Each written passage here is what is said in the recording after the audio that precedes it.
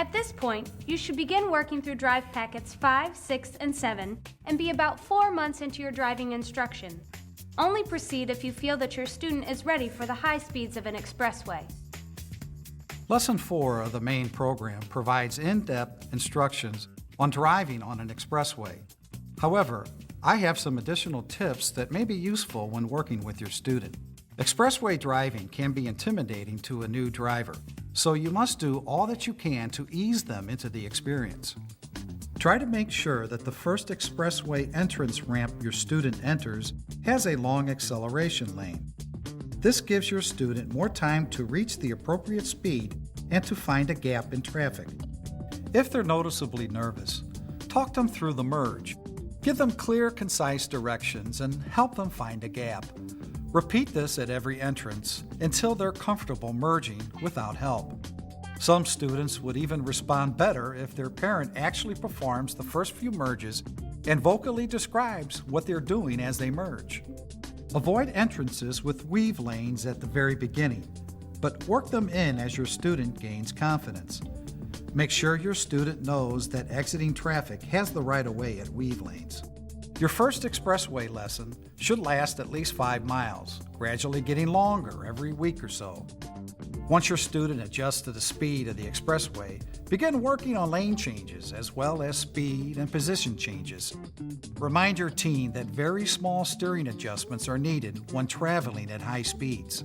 You should also continue to increase distractions, such as allowing music to be played a little louder or beginning small, casual conversations. Face it, your teen will have other passengers talking to them while they drive. It's better to get them used to it now. However, your teen should drive distraction-free on the expressways until they feel comfortable. As always, it's a good idea to have your student vocally respond to their surroundings. Encourage them to speak out loud when signaling and changing lanes. Also, have them announce their speed every so often. This will help create an awareness as to how fast they're going. If you haven't already, now's a good time to encourage map use and route planning. Use the suggested list of tasks in your drive packets to determine a route for your student to take during the in-car lesson. Make sure your student is helping you determine this route and actively using a map. Remember to take the route with you during your in-car lesson. Even with GPS map technologies, an old-fashioned atlas is still a must for every car, especially for long road trips and vacations. Once you and your student have created a route, you should work on their navigational skills. For the trip to their destination, tell them to write the directions using the terms left and right. For the return trip, have them write directions using the terms north, south, east, and west. Once they begin driving the route, you would shout out directions. On the way there, you would use left and right to describe turns.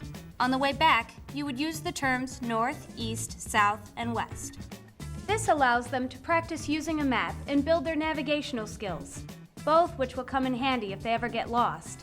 As you progress through expressway driving and drive packets 5 and 6, you will eventually come to drive packet number 7, which is a total review of everything you've done over the course of the instruction.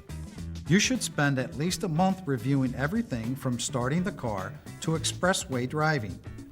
If you haven't already, start incorporating driving in hazardous conditions, such as rain, snow, or fog. It'd be a major mistake for you to wait until your student already has their license and is driving on their own before introducing them to hazardous conditions. This review will serve as the perfect preparation for the eventual final evaluation. Make sure that your student works on the tasks and skills that they have not yet mastered. Now, before we let you go on your way, I'd like to stress the importance of parking in well-lit, high-traffic areas at night. This is especially valuable for those of you with daughters. A lot of dangerous things can happen in dark, isolated places. Inform them that they should have their keys in their hands and ready to unlock the door by the time they get to their car. Also, have your student get into the habit of searching the area surrounding the car before entering and exiting. To be safe, have them always check the back seat before hopping in the car. We hope these tips help you through the next few lessons. Remember, practice each lesson numerous times. Once or twice is not enough. Take time getting it right now, because your student's final examination is quickly approaching.